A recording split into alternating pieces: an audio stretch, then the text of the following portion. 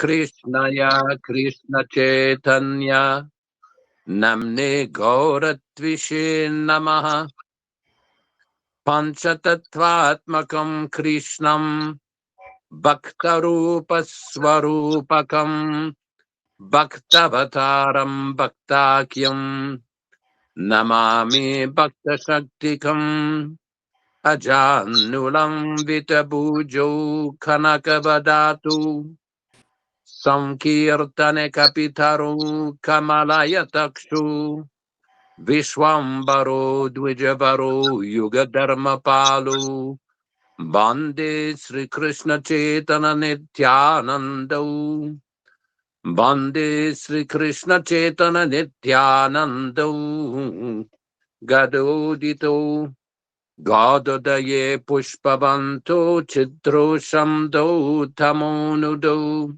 Sri Krishna Chaitanya Prabhu Nityananda Shri Advaita Gadadhara Shri Vasadi Gaura Bhakta Vrindam Hare Krishna Krishna Krishna Hare Hare Hare Rama Rama Rama Hare Hare.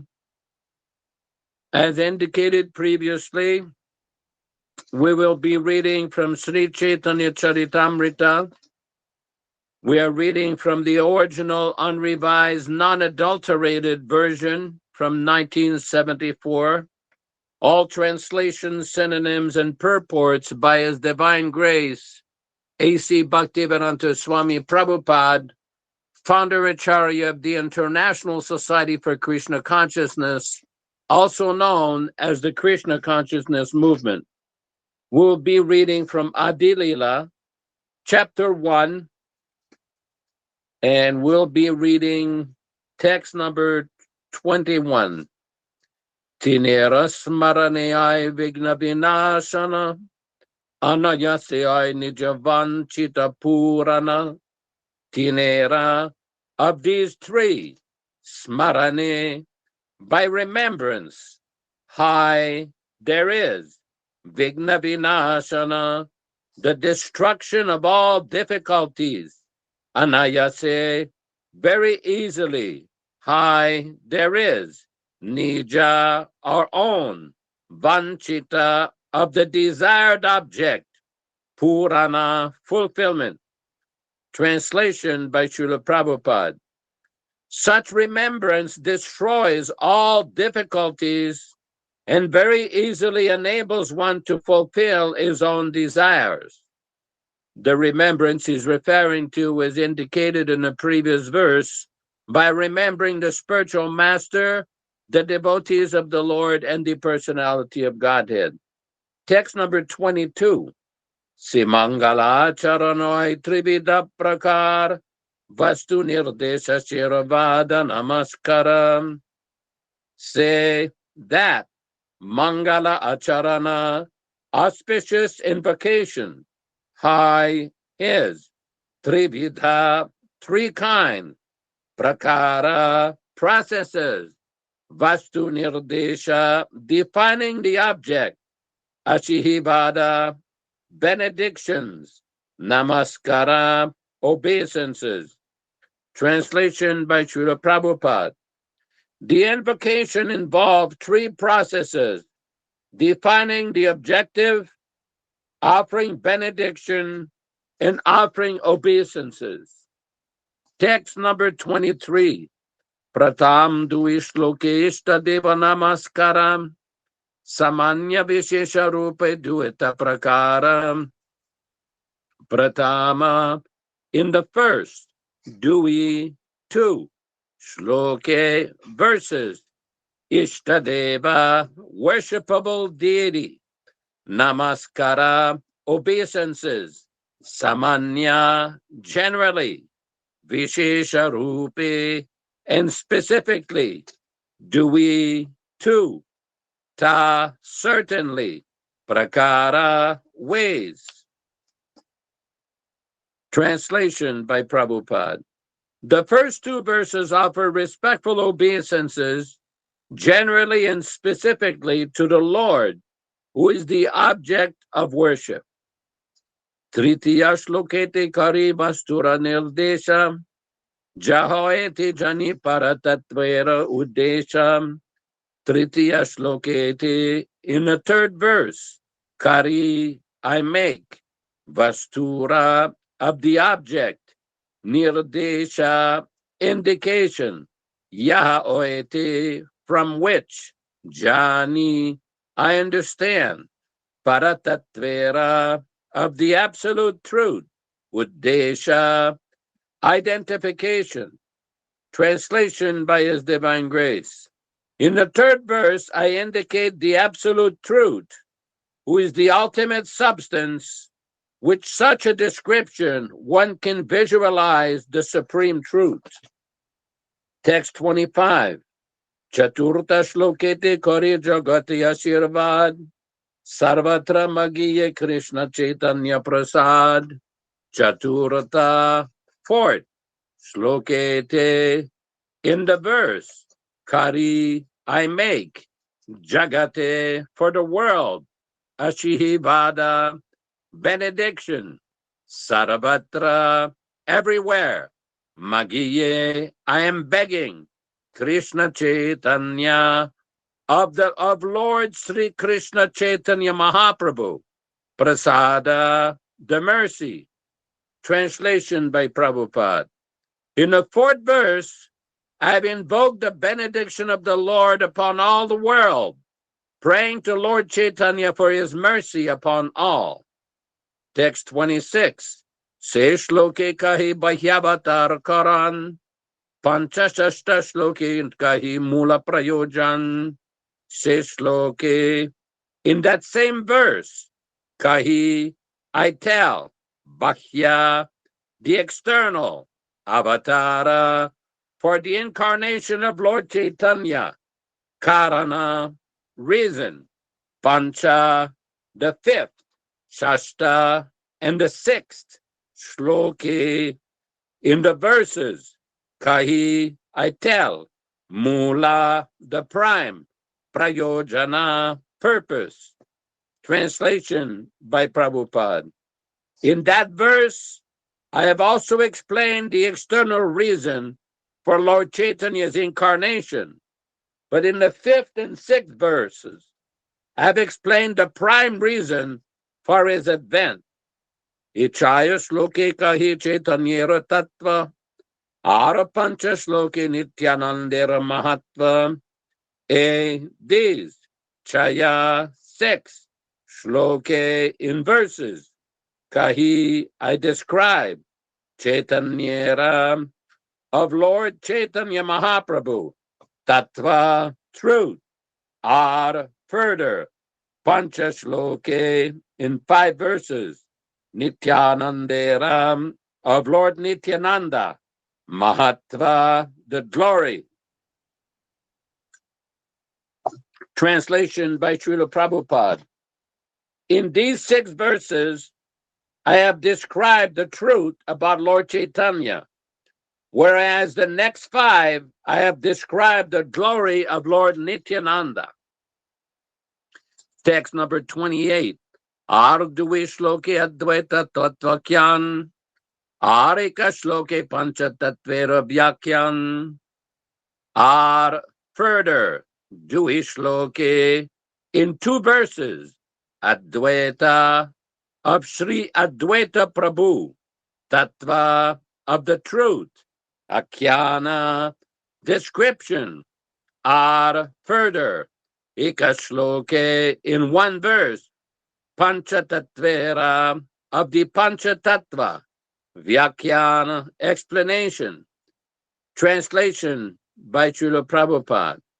The next 2 verses describe the truth of Advaita Prabhu. And the following verse describes the Panchatattva, the Lord, his plenary portion, his incarnation, his energies, and his devotees. Yaśodā shloke kari mangala charana, tanhi madhye kahi sabhabastu nirupana. Text 29. Yaśodā shloke, in these 14 verses, Kari, I make. Mangala Acharana, auspicious invocation. Tanhi, therefore in that. Madhye, within. Kahi, I speak. Sabha, all. Vastu, object. Nirupana, description. Translation by His Divine Grace. These 14 verses, therefore, offer auspicious invocations and describe the supreme truth. Text number 30. Sabashruta Vaishnavera Kari Namaskara. Sabashlokera Kari Arta Vichara. Sabha, all. Shruta, hearers or audience. Vaishnavere, unto the Vaishnavas. Kari, offering. Namaskara, obeisances. Sabashlokera, of all these 14 verses. Kari, I make. Artha, of the meaning. Vichara, analysis. Translation by Prabhupada. I offer my obeisances unto all my Vaishnava readers as I begin to explain the intricacies of all these verses. Text 31. Sakala Vaishnava Shuna Karyekaman Caitanya Krishnera Shastra Mata Nirupan. Sakala, all. Vaishnava, O devotees of the Lord. Shuna, please hear. Kari, making. Ekamana, rapt attention. Caitanya, Lord Caitanya Mahaprabhu. Krishnera, of Lord Sri Krishna. Shastra, scriptural reference. Mata, according to. Nirupana, decision. Translation by Prabhupada. I request all my Vaishnava readers to read and hear with rapt attention this narration of Sri Krishna Chaitanya as inculcated in the revealed scriptures. Purport by Prabhupada. Lord Chaitanya is the absolute truth, Krishna himself. This is substantiated by evidence from the authentic scriptural scriptures. Sometimes people accept a man as God on the basis of their whimsical sentiments and without reference to the revealed scriptures. But the author of Caitanya-caritāmṛta proves all his statements by citing the Shastras. Thus, he establishes that Chaitanya Mahaprabhu is the Supreme Personality of Godhead. Text number 32. Krishna Guru Bhakta Shakti Avatar Prakash Krishna Chaya Rupe Karena Vilas. Krishna, the Supreme Lord, Sri Krishna. Guru, the spiritual masters. Bhakta, the devotees. Shakti, the potencies. Avatara, the incarnations. Prakasha, plenary portions. Krishna, Lord Krishna. Echaya Rupe, in these 6 features. Karena Vilas, enjoys. Translation by His Divine Grace. Lord Krishna enjoys by manifesting himself as the spiritual masters, the devotees, the diverse energies, the incarnations, and the plenary portions. They're all 6 in one. Text number 33. Ichaya Tattvira Kari Charanabandhan Pratame Samanya Kari Mangala Charana. These Chaya 6 Tattvira, of these expansions. Kari, I make. Charana, the lotus feet. Vandana, prayers. Pratame, at first. Samanye, in general. Kari, I make. Mangala Acharana, auspicious invocation. Translation by Srila Prabhupada. I therefore worship the lotus feet of these 6 diversities of the one truth by invoking their benedictions. Text number 34. Vande Guru Nisha Bhaktan Isham Mishavatarakan Tat Prakashan Tat Shakti Krishna Chaitanya Sanyakam.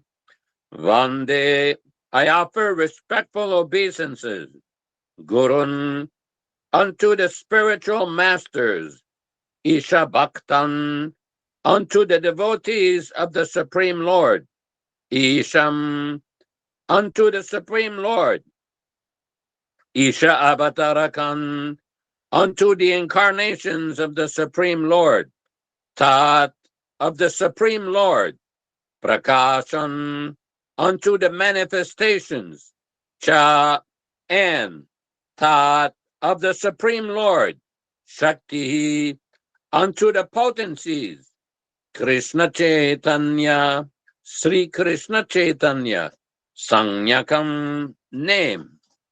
Translation by Srila Prabhupada.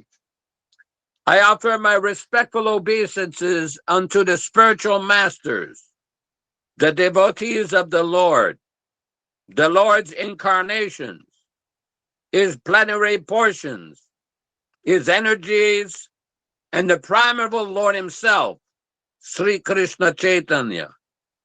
Purport by His Divine Grace. Krishnadas Kaviraj Goswami has composed this Sanskrit verse in the beginning of this book. Now he will explain it in detail. He offers his respectful obeisances to the 6 principles of the Absolute Truth. Gurun is plural in number because anyone who gives spiritual instruction based on the revealed scriptures is accepted as a spiritual master. Although others give help in showing the way to beginners, the guru who first initiates one with the Maha Mantra is to be known as the initiator. And the saints who give instructions for progressive advancement in Krishna consciousness are called instructing spiritual masters. The initiating and instructing spiritual masters are equal and identical manifestation of Krishna, although they have different dealings. Their function is to guide the conditioned soul back home, back to Godhead.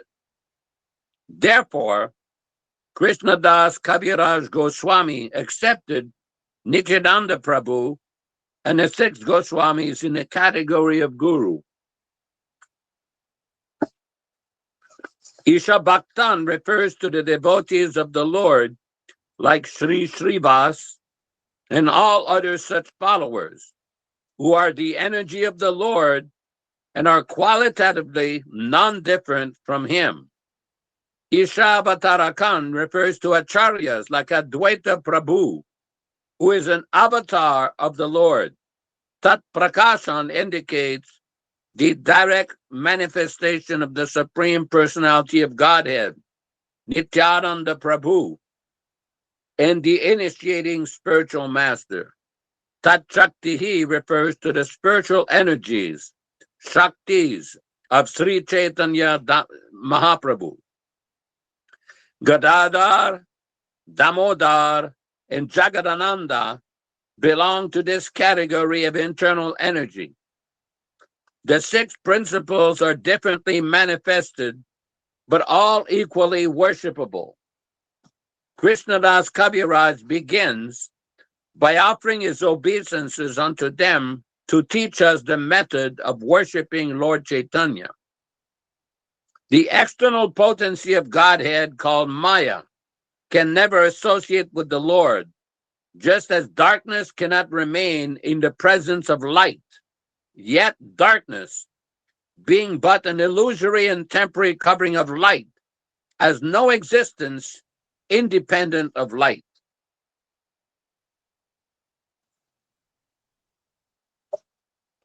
Text number 35. Mantra Guru Aryata Shiksha Guru Gan Tanhara Charana Age Karye Bandhan. Mantra Guru, the initiating spiritual master, are and also Yata, as many as there are. Shiksha Guru Gan, all the instructing spiritual masters. Tanhara, of all of them. Charana, unto the lotus feet. Age, at first. Kariye, I offer. Vandana, respectful obeisances. Again, this was text number 35. Translation by Srila Prabhupada.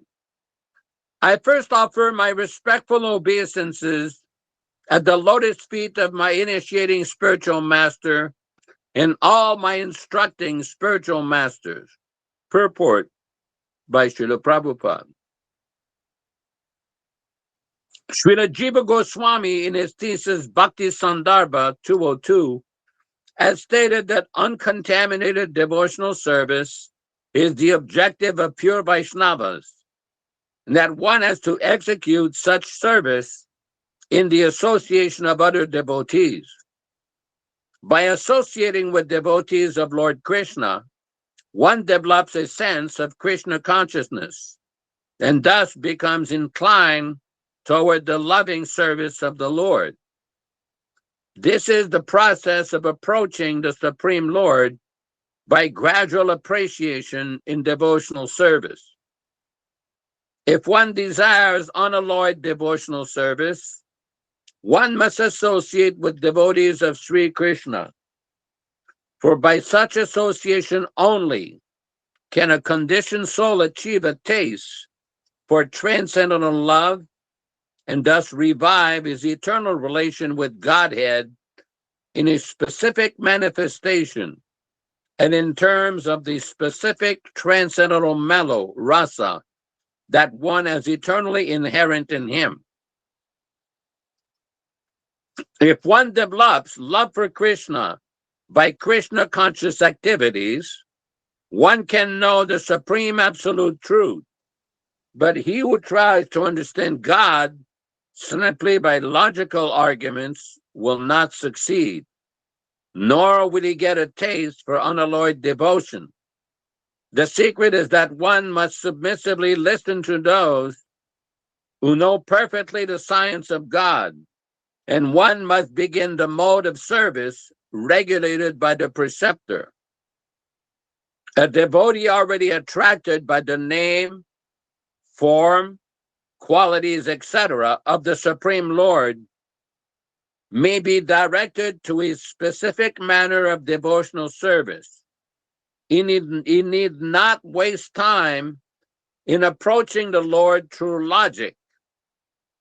The expert spiritual master knows well how to engage the disciple's energy in the transcendental loving service of the Lord, and thus he engages a devotee in a specific devotional service according to his special tendency.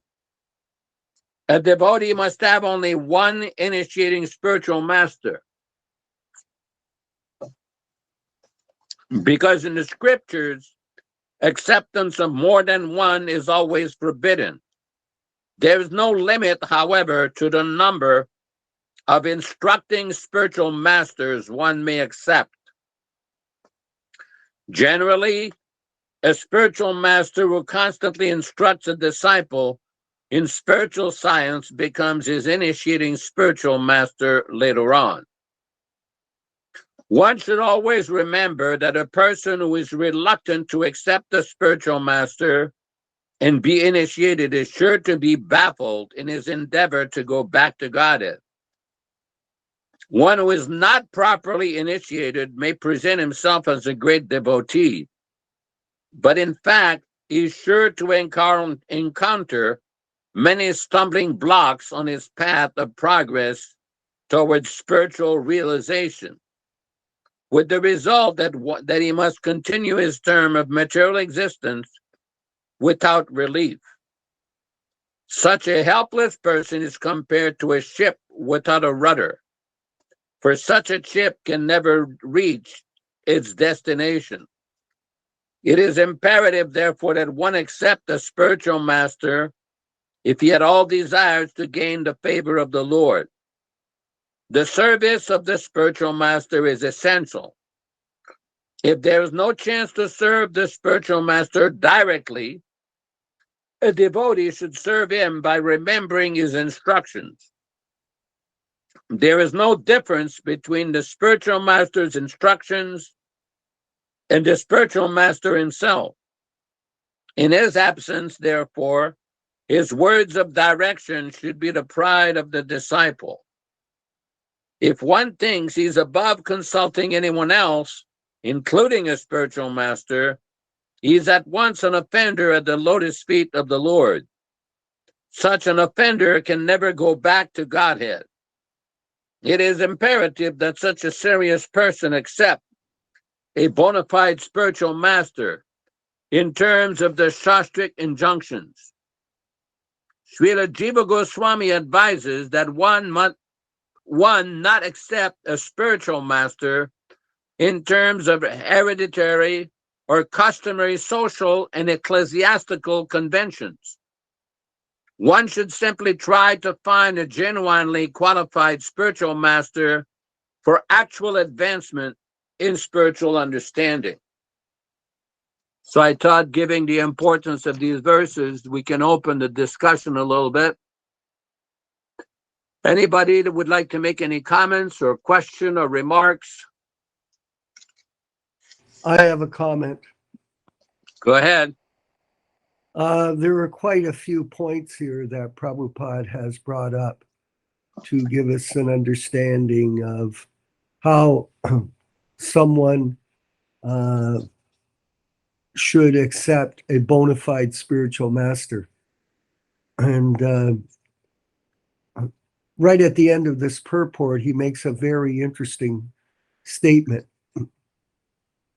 One should simply try to find a genuinely qualified spiritual master. Srila Jiva Goswami advises that one should not accept a spiritual master in terms of hereditary or customary social and ecclesiastical conventions.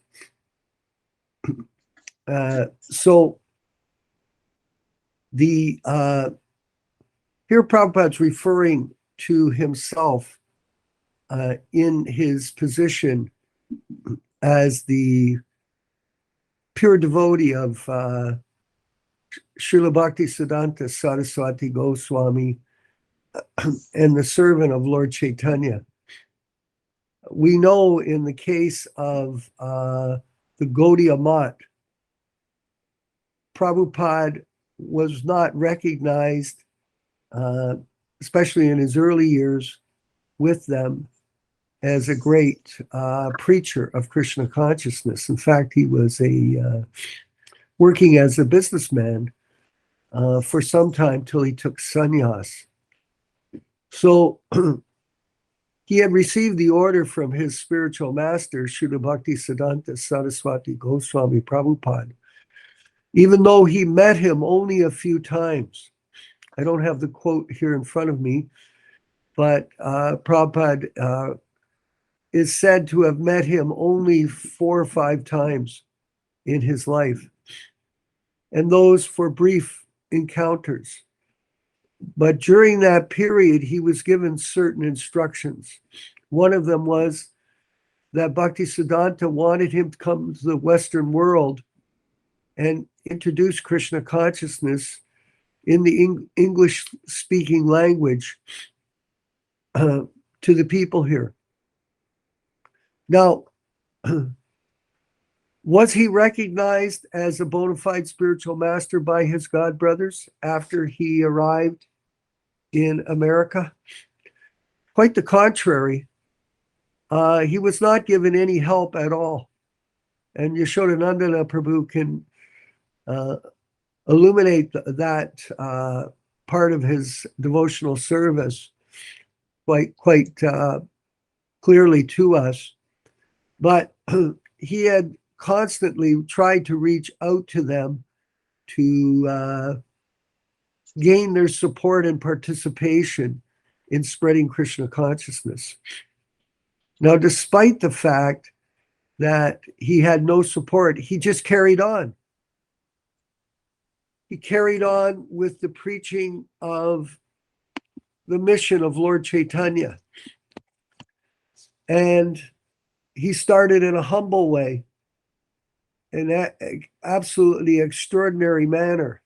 And when all of you, if you haven't read his biography or some of the biographies, you'll get a real understanding of greatness in terms of his efforts to push on Krishna consciousness with no support from anyone in India, none.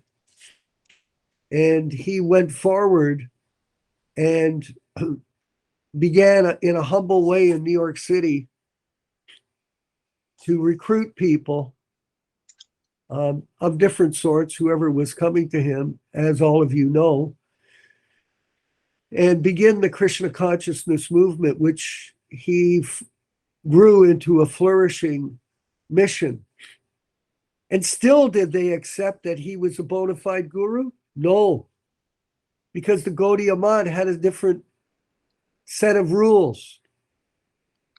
Hereditary or customary or social or ecclesiastical.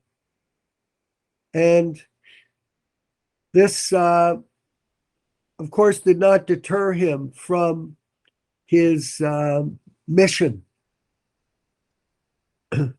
Now, jumping forward, he manifested himself as the bona fide spiritual master.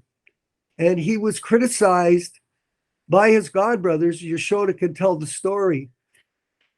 When we started to call him Prabhupada. It was such a great thing. I remember we went to the Sridhar Swami ashram. Maybe some of you were with us. I think it was 73. We went on the boat, and there was, it was, we had permission, Balaram, from what was his name now? The former president of New York. What was his name? Not Brahmananda. His name eludes me. Not Balavanda. Huh? Not Bali Mardan. Who's the other one that was, I hate to say it, the only way I can answer it is, who was involved in some kind of homosex. What was his? Bhavananda. I apologize. I didn't mean to make a negative statement. I couldn't remember his name. It was 1974. Oh, 74. Okay. We went up the river. It was so exciting, eh, Balaram? Remember being on the boats? It was for me from Hamilton. It was just another experience. Like you're hard to. It'd be hard to reproduce, eh? Because we were coming from wherever we were, and all of a sudden there we were, going back in time up that river to Sridhar Swami's ashram. But we had permission from Prabhupada to go there, because remember, it was a question mark, should we go to these ashrams? So Prabhupada gave us the permission to go. And there was a kirtan being held by Krishna Das Kaviraj Babaji at the time, who I was fortunate enough to become friends with moving forward. And I actually sat in the room in Mayapur with him when Prabhupada explained to him in English or in Bengali by asking me questions how we bought the Toronto temple. Because Prabhupada was very proud of the fact that his disciples had purchased such a prominent building in North America. in Toronto, despite the fact that no one from America has ever publicized it for whatever reason. Whether it was Hari Sori or Satsrup, they just sort of left it out of the history. But nonetheless, when we were at Sridhar Swami's ashram, we heard him sing at the end. You'll probably remember Balaram. He did Jaya Prabhupada, Jaya Prabhupada, Prabhupada, Jaya Prabhupada. Somehow or other, Jayadvaita, sorry to bring up his name, he's on a video one day. He goes, "What is this Prabhupada, Jai Prabhupada?" Well, let me say something to you, Jayadvaita, in response. First of all, you're not a kirtan leader. You never have been. And when we heard that Prabhupada mantra, where they were singing to Bhaktisiddhanta, that caught on with everybody. And that's when it really started to go, that we started to say, yes, Bhaktivedanta Swami is Prabhupada for us. And Yaśodā, maybe you can tell the story of that in 1 second. But this ecclesiastical conventions that have been created in ISKCON to vote gurus in isn't the way that gurus become qualified to initiate people. Prabhupada demonstrated how that would happen by his preaching work, not by any ecclesiastical conventions. Now, this ignorance of this statement in the Caitanya-caritāmṛta at the beginning of this great book should be followed carefully by all the God brothers that we know, because here is a definitive explanation of how the GBC is not in a position to elect gurus to become initiating Diksha gurus for the advancement of the society. Yaśodā, Prabhu, please. Yeah, there's a very interesting story how in 1972 at Mayapur, the big temple had not been built. There was just a little hut, a bamboo hut, where Prabhupada was living, and devotees were living in tents.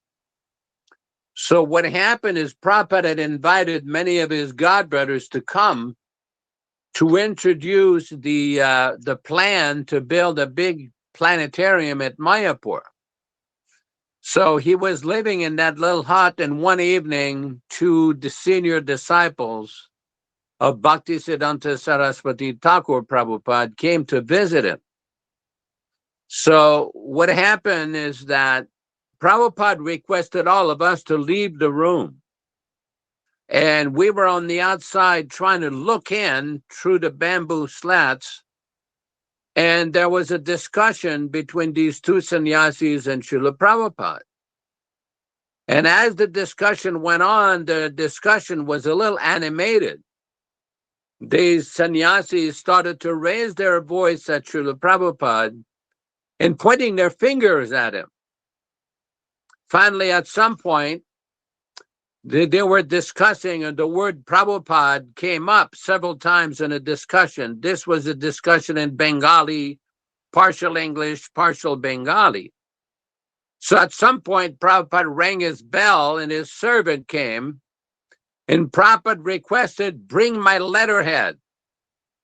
Anybody who knew Srila Prabhupada, he always had his letterhead. And on top of his letterhead, Srila Prabhupada pointed out, Tridandi Goswami A.C. Bhaktivedanta Swami. Prabhupada on his letterhead did not put the word Prabhupada. So he showed that letterhead to them and he said very clearly in English, "I do not call myself Prabhupada. My disciples call me Prabhupada." So they were very upset with this, and they stood up and walked off. And after that, they started propaganda against Srila Prabhupada over this specific issue. Anybody who's read the Caitanya-caritāmṛta will see that in many of his purports, Prabhupada refers to these kind of incidents of his godbrothers protesting against us, his disciples, calling him with the title Prabhupada. So after this incident, there was a lot of propaganda against him, and against so many ridiculous arguments were leveled against our Srila Prabhupada. So this is a very important point, because Prabhupada in the Nectar of Instruction, Upadeshamrita, mentions that some of his godbrothers and contemporaries were criticizing him when his disciples wanted to call him Prabhupada. And Prabhupada attributes that to their neglect of chanting the holy name of Krishna. So there's a lot of stories in this connection, but this is a very important point, that Srila Prabhupada was not just a regular guru amongst many other gurus. And I've seen many websites where they call Prabhupada Swami Maharaj, and they call somebody else another Maharaj and another Maharaj and another Maharaj, claiming that they're all gurus. No. This is not accurate. Prabhupada is Jagat Guru. The reason that title was given to him was on account of his accomplishments of traveling all over the world and introducing the mission of Chaitanya Mahaprabhu. He fulfilled the prediction of Chaitanya Mahaprabhu, Pritibete Acha Nagar Ādi Gram. Sarvata Pracharoibe Morinam, that my name will be eventually. Chaitanya Mahaprabhu in the Chaitanya Bhagavad, it is described that Lord Chaitanya predicted that his holy name would be eventually spread to every town, village, and farm around the world. Now, who has come to the West through all sacrifices and came and introduced this movement of Lord Chaitanya all over the world? This is His Divine Grace A.C. Bhaktivedanta Swami Prabhupāda. On an account of that accomplishment and his books and his preaching, establishing 108 temples, different farms, his title was given to him, the title Prabhupada. But some people were not happy. Some people, unfortunately, were not happy. Anybody who's read these early poetries of Srila Prabhupada that were written in the late 1950s and early 1960s, like Falgun Krishna Pranchami and Vaishishtyashtakam, there are many pointed references by Srila Prabhupada to his godbrothers not preaching the message of Lord Chaitanya. For example, in the Vaishishtyashtakam, the second Vaishishtya, Prabhupada says, generally the sannyasis renounce everything and go and stay in the mountain caves. But you, O Master, keep your sannyasis in mansions of marble. And Prabhupada, in so many ways, in other places, what is your order? Also, that everyone coming together should merge in your message and preach it to the world. Prabhupada, if everyone just initiates, then there will only be a contradictory result. As long as it goes on, there will be only failure. Prabhupada goes on. Now even my godbrothers, you return here to the order of your master, and together we engage in his puja. But simply a festival of flowers and fruits does not constitute worship. The one who serves the message of the Guru really worships him. Text 28, the service of the message is the real meaning of the Vedas. Don't be proud, brothers, come back to this. So there, Prabhupada further on in text number 29 of the second Vasishtya, oh shame, my dear brothers, aren't you embarrassed? In the manner of businessman, you increase your disciple. Our master said to preach, let the neophytes stay in the temples and ring the bells. So Prabhupada was exhibiting many very strong feelings of affection for his spiritual master and complaining about the situation in the Gaudiya Math, that they had abandoned the unified preaching. They had abandoned the mission of preaching. So this is a very important point, because now we see some people claiming, oh, we're preaching, we have so many temples, so many disciples. My point is, what are you preaching? Anybody who's a little familiar with the contemporary current situation, with the kind of kirtans they are doing, with the changing of the books and so many things, You cannot preach when you change the order of the spiritual master. You cannot preach properly when you change his books. That's a complete contradiction. So this is a very important point, to remain faithful to the message of the spiritual master and not to change his teaching.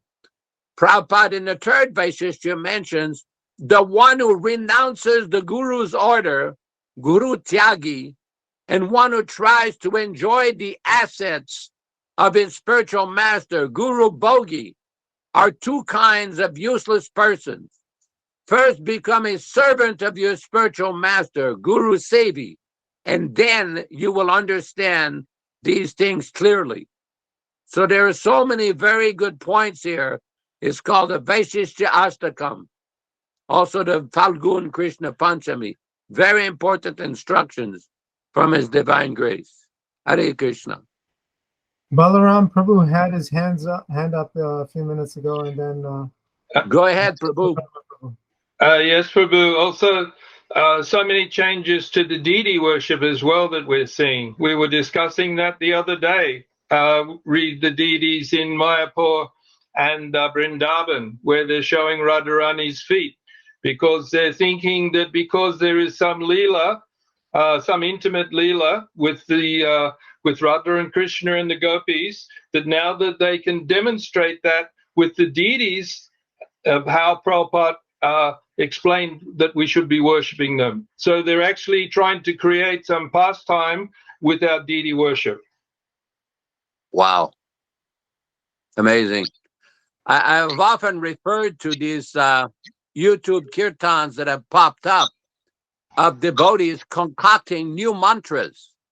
They had some people in Bombay with a guitar and some kartals, and they were chanting Radhe Krishna, Krishna Krishna, Radhe Radhe, some kind of manufactured mantra, which was never given by His Divine Grace Srila Prabhupada. Another time there was a kirtan in Russia, also in Vrindavan, and also in Benares, in Uttar Pradesh, where devotees were singing Jai Radhe, Jai Sri Krishna, Bolo Sri Radhe. Well, it may be very good poetry, but Prabhupada did not introduce these kind of mantras. So this is a very important point, to stick to the instruction of the spiritual master. Yes, Viśvakarmā Prabhu. Hare Krishna. Go ahead. Go ahead, Viśvakarmā. Yes, sorry. In fact, these verses are so important for all of us to understand. Prabhupada is saying here, one should always remember that a person who is reluctant to accept a spiritual master and be initiated is sure to be baffled in his endeavor to go back to Godhead. One who is not properly initiated may present himself as a great devotee, but in fact, he is sure to encounter many stumbling blocks on the path of progress towards spiritual realization, with the result that he must continue his term of material existence without relief. Such a person is compared to a ship without a rudder. For such a ship can never reach its destination. It is imperative, therefore, one accept a spiritual master if he at all desires to gain the favor of the Lord. The service of the spiritual master is essential.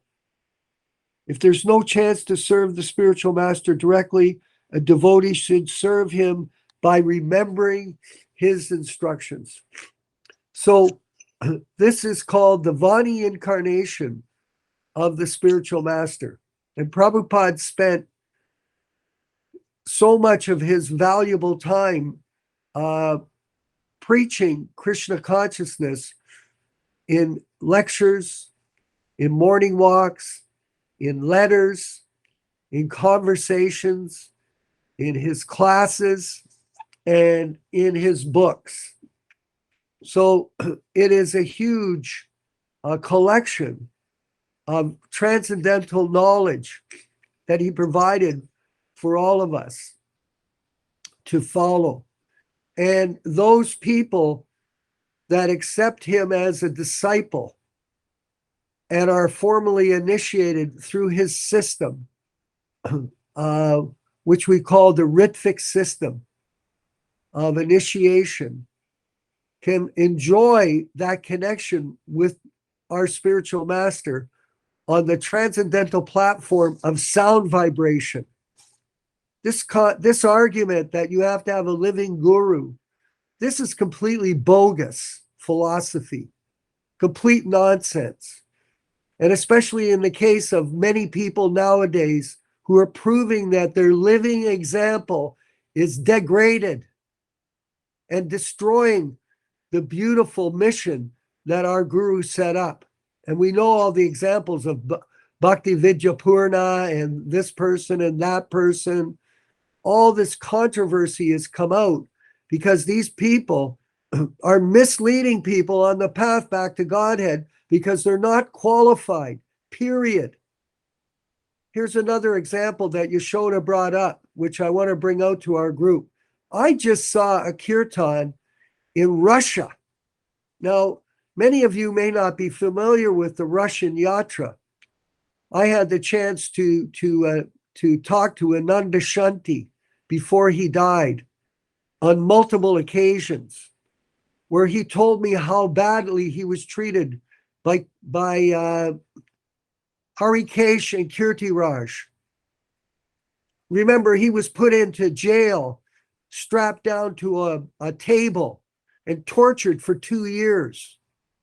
I had a chance to speak to him about it. Remember, he was Prabhupada's first and only disciple. And that's the punishment he got because of this fraudulent guru system that was initiated by these so-called 11 people after Prabhupada's departure due to personal ambition. Nowadays, they've created a downline of gurus. They've got, for example, they had Harikesh, and then from him, they went to Radhanath. And then from him, they went to Bhaktivedanta. And then from him, they've gone to other people. So they're creating their own Ritvik system to try to establish themselves in the disciplic succession from Lord Chaitanya Mahaprabhu and from Srila Prabhupada. I saw kirtan, Yaśodā.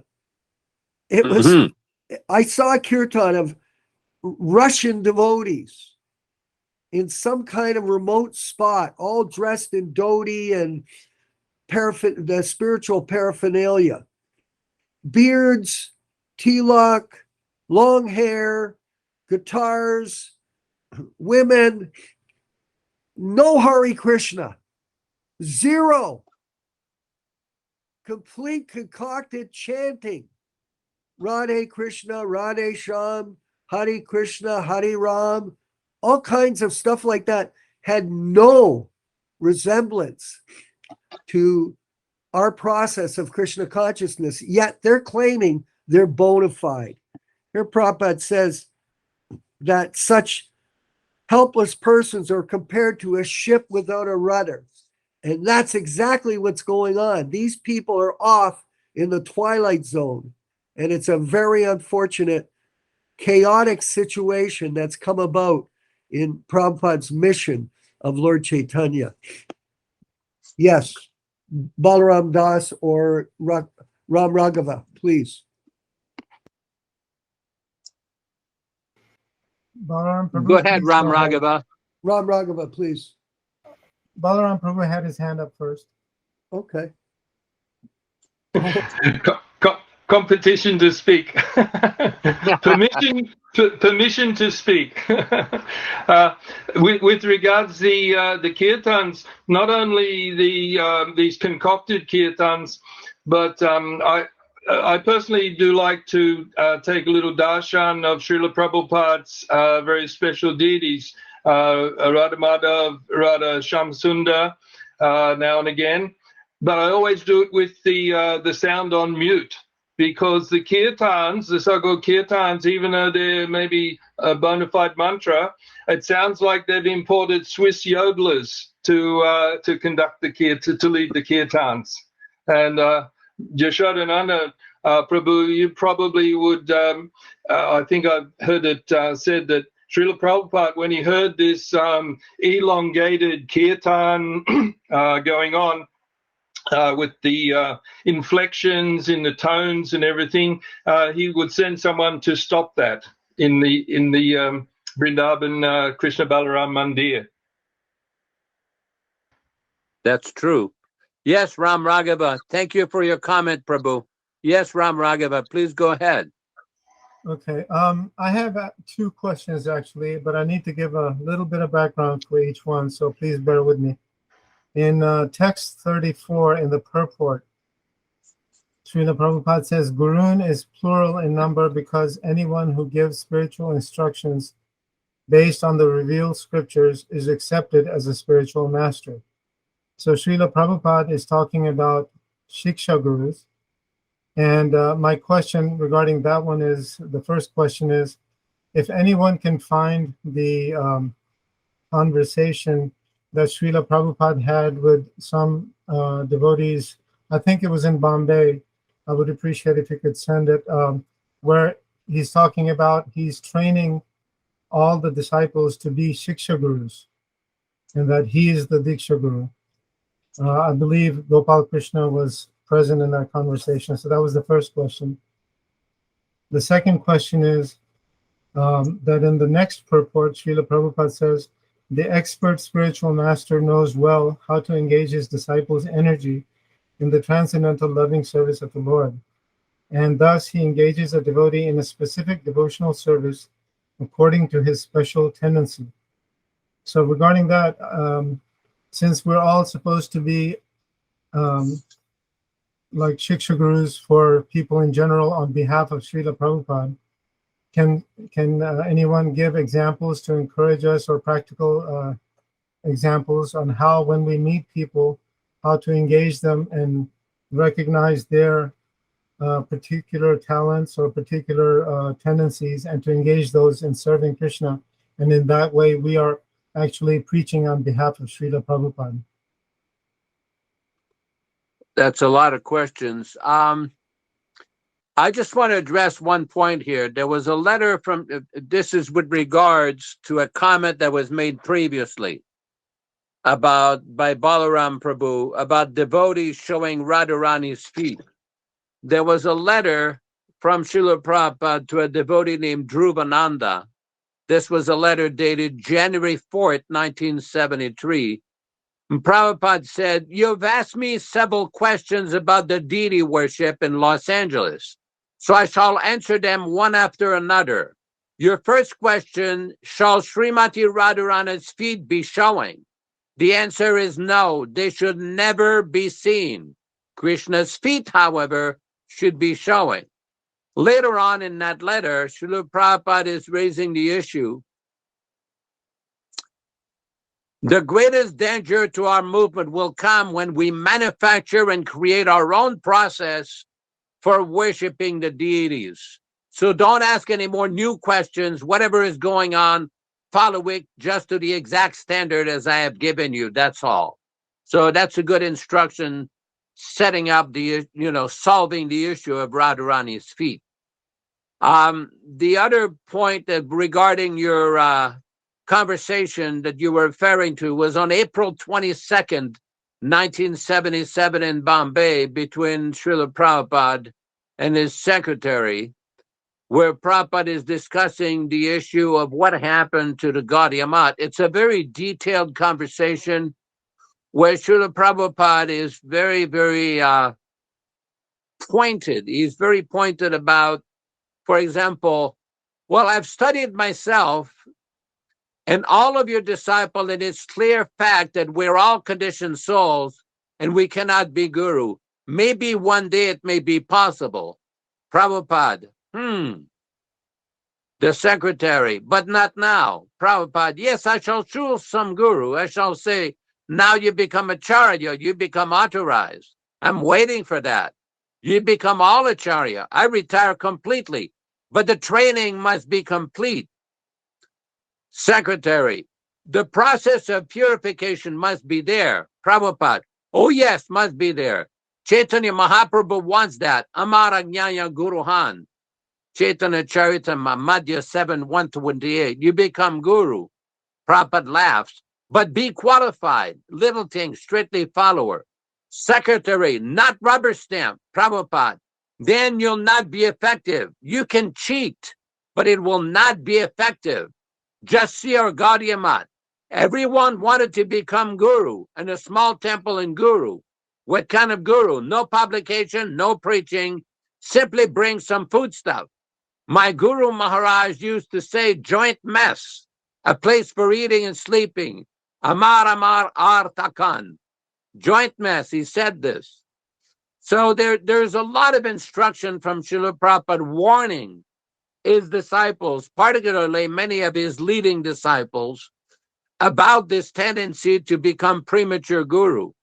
And in my insignificant realization, that's why Prabhupada did not appoint any Diksha gurus or successor acharyas. He only nominated it as officiating representatives. That's what the record shows for 1977. Now, I don't know if I'm losing the trend of your dual question. Maybe you can repeat the last part of your question, Prabhu. Yes, the summary of the second question was if somebody, or if you could give practical examples of how, when we meet people, how to recognize their tendencies and how to engage them in somehow in Krishna consciousness. Well, let me just briefly say something here, then I'll pass the floor to different devotees. Srila Prabhupada engaged many of the devotees in his movement in distributing his books. Now, why is that? Prabhupada knew he was speaking from a realized transcendental platform. When devotees in the 1970s would spend a long time discussing and arguing with Christians on the sidewalks in America, Prabhupada sent a letter to Brahmananda saying, what will your 15 minutes preaching do? Just give him one of my books. Because Prabhupada knew his books were very potent and could convince people. That is one way to engage people. Another thing is to basically engage them in chanting. Because nowadays, the reality of what we're facing as the society that we saw between 1965 and 1977 is no longer existing in North America and in many other places around the world. It has become a neo-Hindu movement where they get money from the Hindus. They'll have some showing the deities, but the kind of preaching that Prabhupada expected is no longer exactly as according to Prabhupada's instruction. So basically, introduce them to the chanting, introduce them to the books, in some way or other. This way they may understand the philosophy. That's, for the current circumstances, that's the best I can think of. Yes, Dvaipayana Prabhu, please give your comment. Hare Krishna, yes, I'd like to comment on a question about how to engage people in service. So I think we can take the example from Prabhupada as our Acharya, and especially in later years, we've understood how many devotees, when they met Prabhupada, an example here in Australia, one devotee was an artist, Shamananda. When he met Prabhupada, Prabhupada asked him what he did, and Prabhupada said, I'm an artist. So Prabhupada got him to paint a picture of Krishna. And Shamananda was so inspired, he painted a picture of Krishna, and Prabhupada liked it so much, he hung it up behind him. That's just one example. Another example is, what's the architect who designed Vrindavan Temple? Surabi. When Surabi met Prabhupada, Prabhupada asked him, what do you do? He said, oh, I'm an architect. So Prabhupada said, you should design a temple. So there's many other examples like that. The point I'm making is that Prabhupada, how does the spiritual master engage the disciple? He finds out what they're good at and engages them in that propensity in Krishna's service. Example, I used to play guitar, folk songs, Bob Dylan and Donovan and stuff. When I met the devotees, they asked me to come out on the street and do kirtan, bring my guitar. Upendra was a previous servant of Prabhupada. He was an excellent cook. He found out I like cooking. He taught me how to cook. So my point is that whatever you find out what people are good at and get them to do that for Krishna. Another example, one of the greatest preachers I've known from Australia, Gora Mandala Bhumi, he went to Indonesia and opened up the preaching in Indonesia by himself. He prayed to Prabhupada in his heart. He was so sincere, such a humble devotee. Balaram will confirm this. So Gora Mandala personally told me that he was meditating on Prabhupada, how to understand the Varnashram Dham. And in a dream, Prabhupada came to him and he said, just get people to do whatever they're good at. That's Varnashram Dham. Hare Krishna. I don't want to go on too much. That's my comment. Hare Krishna. Thank you That's both, nice. Yaśodā Prabhu and Dvaipayanam Prabhu. Now, Viśvakarmā Prabhu and Jiva Goswami Prabhu have their hand up. Go ahead, Jiva Goswami Prabhu. Hare Krishna. Go ahead. Hare Krishna, Prabhus. Those of us who were not in the movement in the beginning were trained by others in deity worship. For example, I was trained in New Dwarka by Rabindranath Prabhu, who was the head pujari at the time I was there. And I was given books created by the GBC Deity Worship Research Group. They have the Pancharatra Pradeep, illumination of Pancharatra, and also suggested Satkriya Saradipika to get more instruction. Now, this Pancharatra Pradeep was created in 1994. And I wonder, is that bona fide, or do we have a source that I can go to confirm that the deity worship I'm performing is bona fide? Well, to say that, let me just put it in a very simple way. I was involved with the original deity worship book that was started by Nitai in 1976, where Prabhupada requested him to create a book that would be 20 pages long. Nitai left, and then the book was given to one devotee in Los Angeles named Jai Satyanandan, who had some knowledge of Sanskrit and Bengali. He did a little bit of work on it. Prajimna did a little bit of work on it, and eventually Jai Tirtha got the book. The problem with all these different versions, there are at least 3 or 4 different versions of these deity worship manuals. The problem with that is many of them are extremely difficult to follow as far as all the procedures. Many of the prayers are okay. They're bona fide prayers. The problem, the procedures are not simple. They're very complicated, very difficult to follow, and they've introduced very dangerous procedures with regards to offering bhoga and artik procedures. During Prabhupada's manifested presence, when we offered bhoga, we offered him Namo Vishnu Padaya 3 times, Namaste Saraswati Devi 3 times, Namo Mahabhadanyaya 3 times, Namo Brahmanya Devaya 3 times. Offer it with love and devotion. This is the system that Prabhupada introduced. After Prabhupada departed with this new living guru idea, they changed everything, claiming that you should not offer something to Prabhupada directly, but you should first offer to Krishna, then Lord Chaitanya and Prabhupada, a complete concoction. They claimed that they went to the Gaudiya Math and to other sampradayas, and these different groups do things different than Prabhupada mandated. So they changed the entire system that Srila Prabhupada had established, and this created a lot of confusion and a lot of problems. So as far as your question, whether or not there's an actual bona fide book of deity worship in ISKCON, I would say no, because everything is contaminated with this living guru worship idea they have invented. Yes, Viśvakarmā Prabhu. Hare Krishna. Ram Raghava, to respond to your question. So the first thing is to have a program in your particular area where you can engage people. In other words, if you don't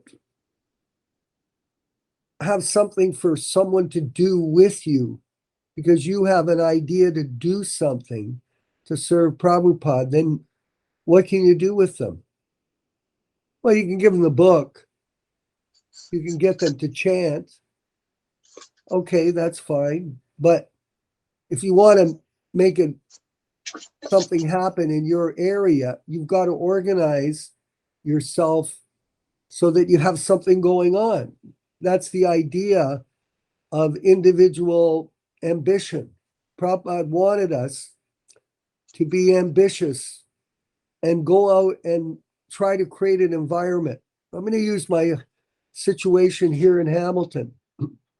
So I have a rather big house. So I basically, some years ago, I changed my position. Of course, I'm 75 years old. So I'm an old person. I'm in a different situation.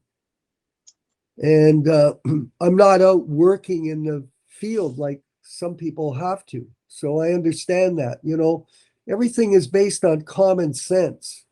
We have to have common sense when you're acting, whether you're the president of a temple or you're a president of an ashram. You have to create something where you can, when people come around, you can engage them. So, you know, I'm only giving examples here. I've got some people that have come around. I have a program once a month where we have kirtan and a talk and a big feast. I used to run it. Yaśodā came to it before. I used to run them every week, Prabhu? They were quite, it went on for years and then it collapsed. You know, we all go through changes, but nowadays I'm back on. I'm enjoying having the people come over. It's a lot of work, but at least I've got them coming over. I've got some people that are interested. I have one devotee friend of mine. He's bought the entire set of the Bhagavatams and he's studying them every day. Every day when I get a chance to talk to him, I call him up. How are you? Oh, I read this gem in this first canto of the Srimad Bhagavatam. It's phenomenal. And now he wants to develop a sustainable community on his land. Him and his partner own 9 pieces of land in Northern Ontario. They've got all kinds of things they're doing. I'm going, okay, I'm helping them a bit, Ram Raghava. I'm pushing them. Yeah, go ahead, keep going. So I've got other people, lots of other people, by the way. I got a real estate mortgage broker. He's working with me on a particular project. And, you know, I'm a musician, so I've got famous musicians from Memphis, Tennessee, prepared to go in the studio and do some chanting of Hare Krishna with me on different melodies that I've developed in my field of rhythm and blues and rock and roll kind of thing. You know, I don't focus on it, but when I can get around to it, I will. I want to get them before I die. I want to record them. So you have to have a program. That's the point. If you don't have a program, it is a little bit tough to get somebody engaged, because you look at them, okay, take the books, go read them. But after they read them, they've got to do something. You know, myself, I've been in the same area preaching for 53 years. The Hamilton Temple started in 1970, and it's now 52 years, I guess. So the point is this, that Prabhupada wanted us to work in our own areas. Prabhu Datta Desha, work in our own areas, try to develop our own Krishna consciousness. If there's anything that we can do with our group to help others that are doing it, we will. My goal is I can develop with my friends. I want them to put aside a budget to give money to other people in other places, not take money.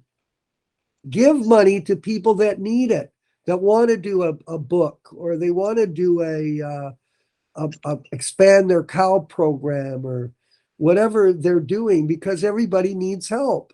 Instead of like a GBC group where all they do is take. They take everything. It's pathetic. I've been through it myself, brothers. You have no idea how pathetic it is. We have the biggest temple in North America, and it's been completely robbed away from the Prabhupada disciples and taken by these phony gurus who have Hinduized them and destroyed the whole essence of our philosophy. So I don't want to get too intense. I'm an Irishman and I get uptight, but I'm ready to, you know what I mean, Ram Raghava. I'm not in a good mood. I almost died 2 days ago in my house here. And I got up off the floor after I somehow or other dragged myself back into my bed. And it was a very deep realization about how you can die at any moment. I don't want to get into the ghastly details, but believe me, I lost all ability to move. I fell on the ground, lost all ability to move. So it really woke me up that time is of the essence for all of us to do the most we can while we can. We're insignificant specks in the universe. We're meaningless. But in our association with each other and our association with Prabhupada, we have an opportunity to do great things together. We have a good group. So it's something I'm very excited for. Another point that I wanted to make was Ram Raghava about initiation. There's a lot of garbage that's going around, and I just read it in this fellow Krishna Kant, his magazine. I just got it today in the mail. Now, what does he say? How do you become initiated in Krishna consciousness? Well, you just accept Prabhupada and read his books and you become his disciple. Like Prabhupada gave that quote of that if the person reads my books, they're initiated. Let's try to understand that with a little more maturity. Initiation isn't just, I think I'm a devotee. I think I'm a Prabhupada follower. I think I'm going to initiate myself as a disciple in front of the picture. No, there is a system. I'm not going to get into it. We can discuss it further with other people at our Istagosti groups that will be handling in our Prabhupada TV station. We've launched the Prabhupada TV, by the way. So if you get a chance, I've laid out the schedule for all the programming. And now Vincot is working on it to launch it. So we're very excited that that will get going. We're doing those details.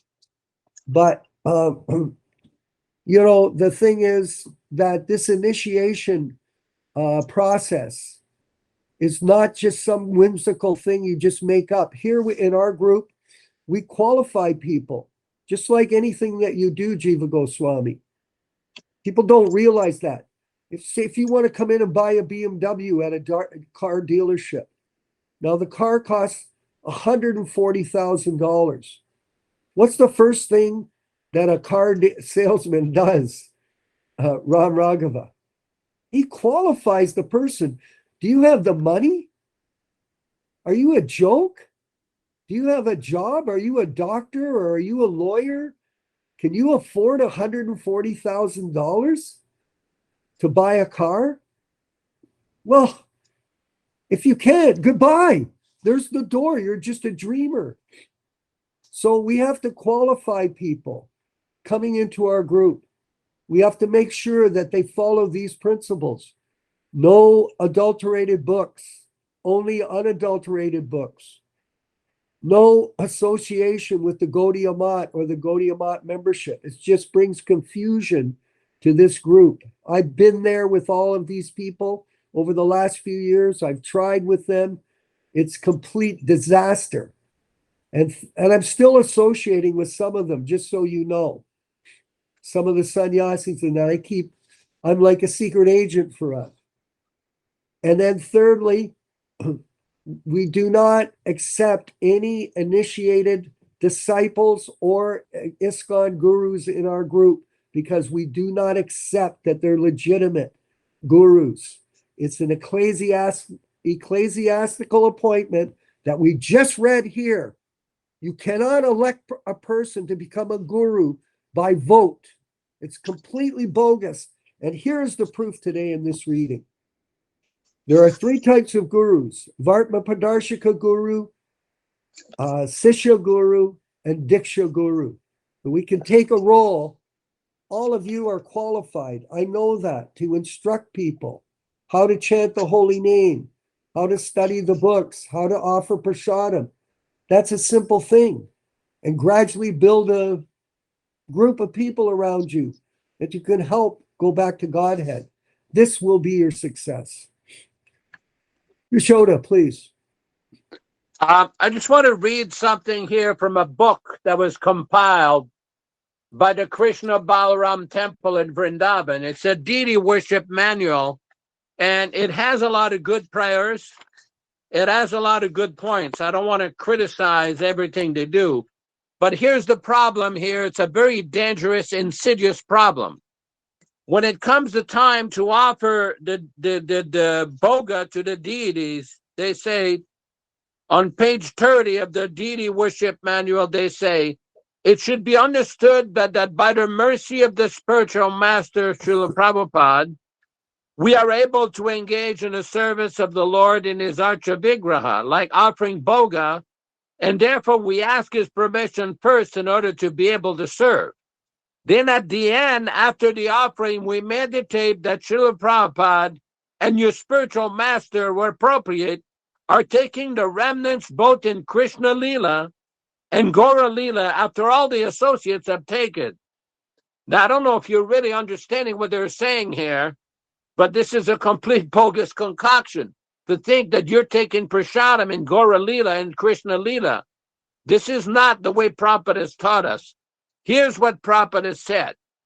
The process is that whatever we offer to the deity, that is offered to Guru, and Guru offers to his Guru. In this way, it goes to Krishna. We don't directly offer to Radha Krishna. No, we have no right. Neither we accept in that way. The pictures of the acharyas, why there are, actually one has to offer the plate to his Guru, and he'll offer to his Guru, he offers his Guru. In this way, it will go to Krishna. That is the process. You cannot directly approach Krishna or other subordinate to Krishna. That is not possible. This is a letter from Srila Prabhupada from 1975. So this is a very... Go ahead. Gian Petro Bortolo, please. You had your hand up. What is that? Gian Petro has his hand up. Okay, go ahead, Prabhu. I have a question for Viśvakarmā Prabhu, but I mean, what we should to think about, for example, here in Mayapur, that they are building up the TOVP. No, that is wanted from Srila Prabhupada. And for example, the Ford, how is his spiritual name? The spiritual name of Ford, that is, he's giving his money. Ambarish Prabhu. He's giving his money for this mission, and that was the instruction he received from Srila Prabhupada. I mean, no. And I agree perfectly with your point that we have to bring ahead our propaganda about the books and not changing books and all the other things, you know. But at the same time, I mean, there are, I think, devotees in ISKCON that they are real followers of Prabhupada. Like, for example, another one is Gargamuni, that he preached against his God brothers, but in a way that they cannot kick them, they not kick him out. So the point is, yes, what I'm not able to understand is we have to create again a new TOVP and let these all things that are present at the moment in the hand of these demons.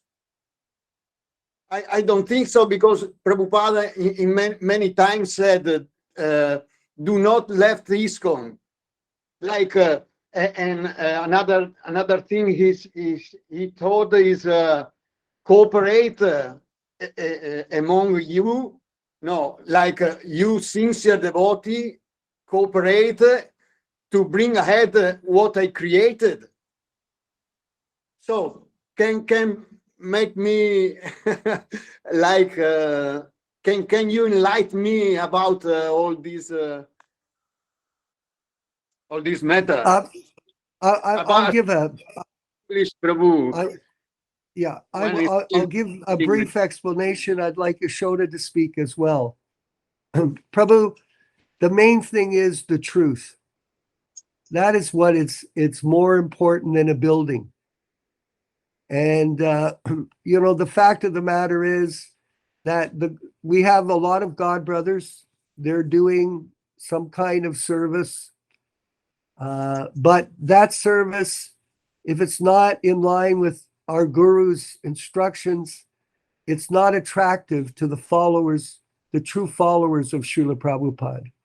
So it's not our business to try to take over Mayapur or to take over Toronto Temple or any of these buildings that are being operated by these other people. They are going to go on their way. For example, what's going to happen when Radhanath dies? What's going to happen when Bhakti Charu dies? He already died. What happened? What's going to happen when Gopal Krishna dies? Are we going to all follow them? We're not going to follow them, but other people will. They're so-called disciples. And then they'll disappear in time because the truth will be revealed in due course. The fact of the matter is they're ignoring multiple instructions from Prabhupada on how to work cooperatively with each other. They have never worked cooperatively with the devotees all their life. When I worked in Toronto and Gopal was there, he was a disaster, a complete disaster. He never raised one penny. He never went on one kirtan. He never distributed one book. We're Canadian devotees. We did something. What did he do? He marched in and tried to take over. What for? For what reason? So he could be a leader. Profit, adoration, and distinction. Let them carry on. For me, it's not that we're trying to take over any mission. In fact, we're not so much interested in anything to do with them. I mean, you look at the new statement that came out about Bhaktivedanta Swami. It's a redacted statement of all the offenses he's committed over the years. Do I have any interest in even going to Mayapur if this is going on? When I see Bhavananda sitting there, so pompous and arrogant, I see him online. I see all of this going on, watching the videos. It's not being hidden by anybody. So we have to make a choice. You're there, what can you do? Just carry on and try to live as a good devotee. If you say anything, they'll banish you. Remember that. Yeah. They banished us. They banished Yaśodā. They banished me. They banished everybody that spoke up. That's what they do. It's a very immature organization. So Yes. just stay steady on the path. That's all. Hold on. Yes, Prabhu. I understood perfectly what are you saying. But the point that I am saying is even that all these we are seeing here is it was prophetized by Bhaktivedanta Thakur and first and earlier from Nityananda Prabhu. So this place will be the future for the spiritual life in the world. I mean, so my question is, if we, as I think the best things we can do is, as you said just a moment ago, try to be a good devotee among of all these lost people, because they are following gurus that have deviated from the right path. So thank you for the suggestion. Try to be a good devotee following Srila Prabhupada instructions. That's my... And I hope I didn't offend you. Yasoda, please.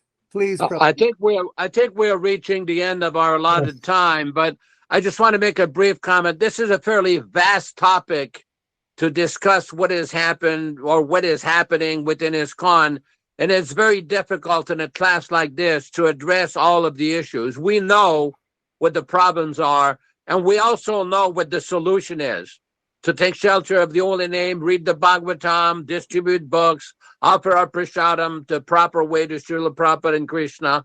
So we can discuss some of these points in more detail at some other time. And thank you, Prabhu, for bringing these things to our attention. And we can discuss this in more elaborate ways in some other classes. Hare Krishna. Yeah, Prabhu, Hare I'm going to say Krishna. this. Hare We're Krishna. going to be doing we're planning an Istagosti for our TV station, Prabhupada.tv. And in it, we'll move more into these issues of the current situation with the society. Again, this is a different format here. I do really appreciate, I didn't know where you were, but I appreciate your observations. It's a difficult situation. It's complete chaos. Yes, of course. It's not just amongst people in the ISKCON world. Outside of the ISKCON world, all this Ritvikism that's been coined by Hridayananda is also in a very confused state. And nobody knows really what to do or how to do it or what Prabhupada wanted. So personally, I feel that we're on the right track, our group. I hope all of you feel the same way. And we can build our momentum as we go along with our discussions, build our understanding, build our association. It's not one night that we're going to figure all of this out, but in due course of time. Yes, we're on the right path. That's as simple as it is. right. Yes. Thank you. I just, as a closing announcement, I just wanted to mention special thanks to Bhaktivedanta Prabhu. I had a chance to check out the Prabhupada TV site during lunch at work today, and I listened to the last Bhagavad Gita recording by Yaśodā-nandana Prabhu, and I heard it during the whole lunch, and it's very nice. The quality is nice, and it's very exciting to see that. So thank you, and thank you to everybody. Everybody is special. I really appreciate everybody coming and meeting the presenters, everybody else. Well, thank you, everybody. And we'll convene on Saturday morning, our time. Otherwise, you can see us on, we're going to be broadcasting things on Prabhupada.tv moving forward, so you won't miss any classes. Hare Krishna. Vancha kalpa tarubhyascha kripa sindubhya evacha patitanam pavanebhyo vaishnavebhyo namo namaha. Hare Krishna. Hare Krishna.